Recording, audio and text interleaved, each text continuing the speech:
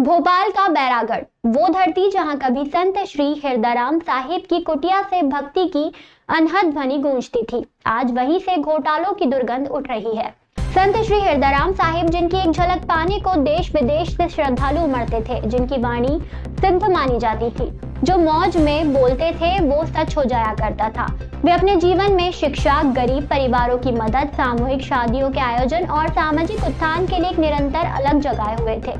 उनकी सादगी ऐसी थी कि खुद छप्पर की कुटिया में रहते, अपने हाथों से खाना बनाते, कपड़े धोते, आज के भौतिक सुखों में डूबे प्रवचकों के बिल्कुल विपरीत सच्चे संत मत की जीती जागती प्रतिमूर्ति थे।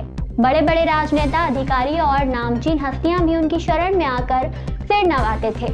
बैरागढ़ का नाम भी उन्हीं के कारण पड़ा। जब वे विभाजन के समय सिंध अब पाकिस्तान से भारत आए, तो भोपाल के क्षेत्र में उन्होंने अपनी साधना स्थली बनाया। उनकी उपस्थिति ने इस जगह को आध्यात्मिक ऊर्जा से भर दिया और धीरे धीरे क्षेत्र का नाम बैरागढ़ यानी बैरागियों का गढ़ पड़ गया। आज उन्हीं संत श्री हरदाराम साहिब की विरासत पर दागों की कालिख लग चुकी है।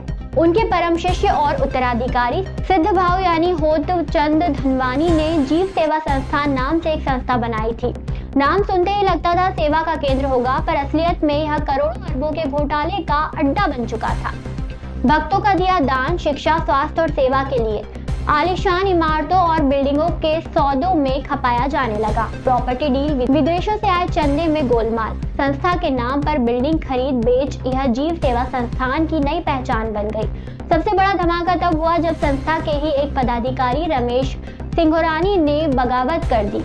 3 स्कूलों का काम देख रहे रमेश सिंघोरानी को निकाला गया, लेकिन वे चुप नहीं बैठे। उन्होंने घोटालों का पूरा चिट्ठा उठाया और लोकायुक्त व EOW को सौंप दिया। इसके बाद क्या हुआ? FIR की झड़ी लग गई। सिद्ध भाव और उनका खेमा रमेश सिंघोरानी पर मुकदमे दर्ज कराते रहे, लेकिन बाजी पलट चुकी थी। मार्च 2025 में लोकायुक्त ने प्रस्ताव भेज दिया, जीव सेवा संस्थान के खिलाफ अब SIT स्पेशल इन्वेस्टिगेशन टीम बनाई जाए। सोचिए, जो संस्था सेवा का प्रतीक थी वो अब जांच एजेंसियों के रडार पर आ चुकी थी। लेकिन सबसे शर्मनाक मोड़ तो अभी बाकी था। खबर है कि सिद्ध भाव खुद रमेश सिंघोरानी के सामने घुटने के बल गिर पड़े, हाथ जोड़कर बोले, जो चाहिए ले लो, बस केस वापस ले लो। और नतीजा, जिन स्कूलों से रमेश सिंघोरानी को निकाला गया था, वहीं अब फिर से उनकी जय जयकार हो रही है। सिद्ध भाव, जो खुद कभी संत का वसीम कहलाते थे, अब समारोह में सिर झुकाए खड़े नजर आते हैं। सोचिए, एक समय था जब संत श्री हरदाराम सहित आम जनता के लिए भगवान तुल्य थे, और आज उनके उत्तराधिकारी घोटालेबाजों के बीच अपने अस्तित्व की भीख मांग रहे हैं। अभी भी मामला खत्म नहीं हुआ है।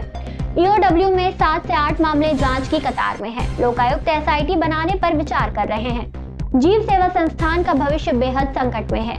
सवाल यह है कि क्या संत श्री हरदाराम साहिब की बनाई सेवा, त्याग और भक्ति की पावन विरासत को ऐसे ही बर्बाद होने दिया जाएगा, या भी कोई सच्चा साधक आएगा और इस ज्योति को फिर से प्रज्वलित करेगा।